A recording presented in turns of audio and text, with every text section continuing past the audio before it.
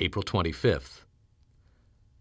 I figured out a new way to line up the machines in the factory, and Mr. Donegan says it will save him $10,000 a year in labor and increase production.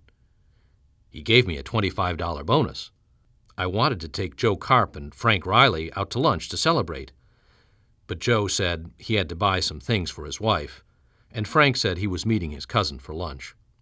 I guess it'll take a little time for them to get used to the changes in me. Everybody seems to be frightened of me. When I went over to Amos Borg and tapped him on the shoulder, he jumped up in the air. People don't talk to me much anymore or kid around the way they used to. It makes the job kind of lonely. April 27th. I got up the nerve today to ask Miss Kinnian to have dinner with me tomorrow night to celebrate my bonus. At first, she wasn't sure it was right, but I asked Dr. Strauss, and he said it was okay. Dr. Strauss and Dr. Niemer don't seem to be getting along so well. They're arguing all the time. This evening, when I came in to ask Dr. Strauss about having dinner with Miss Kinnian, I heard them shouting.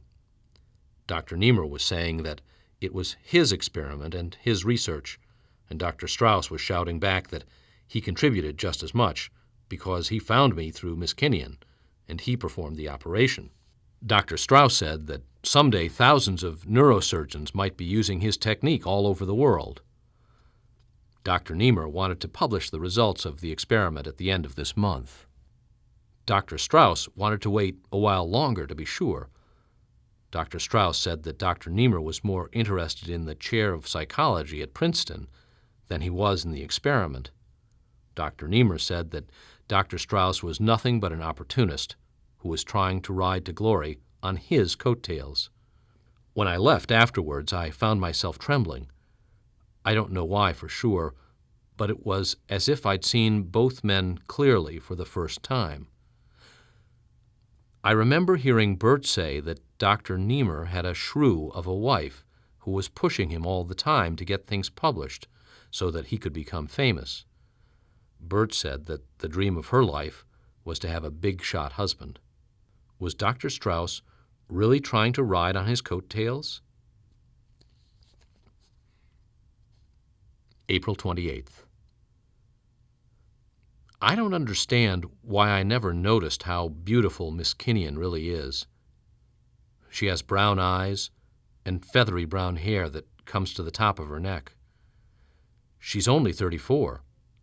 I think from the beginning I had the feeling that she was an unreachable genius, and very, very old. Now, every time I see her, she grows younger and more lovely. We had dinner and a long talk. When she said that I was coming along so fast that soon I'd be leaving her behind, I laughed. It's true, Charlie. You're already a better reader than I am.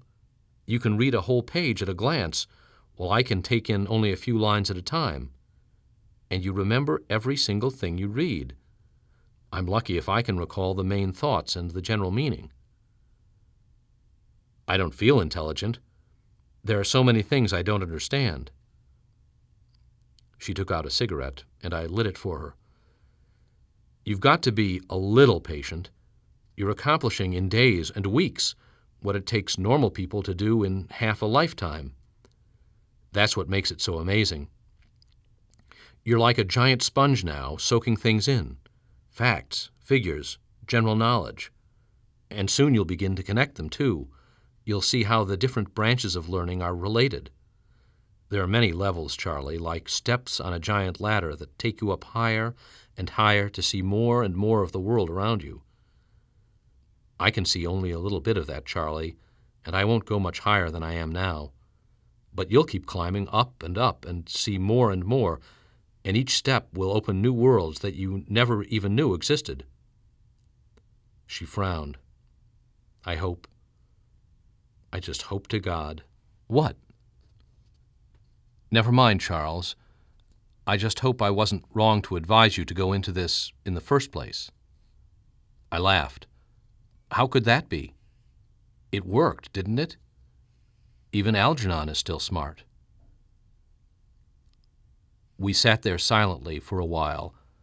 and I knew what she was thinking about as she watched me toying with the chain of my rabbit's foot and my keys. I didn't want to think of that possibility any more than elderly people want to think of death. I knew that this was only the beginning. I knew what she meant about levels because I'd seen some of them already. The thought of leaving her behind made me sad.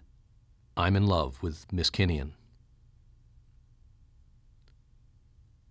Progress Report 12, April 30th. I've quit my job with Donegan's Plastic Box Company. Mr. Donegan insisted that it would be better for all concerned if I left.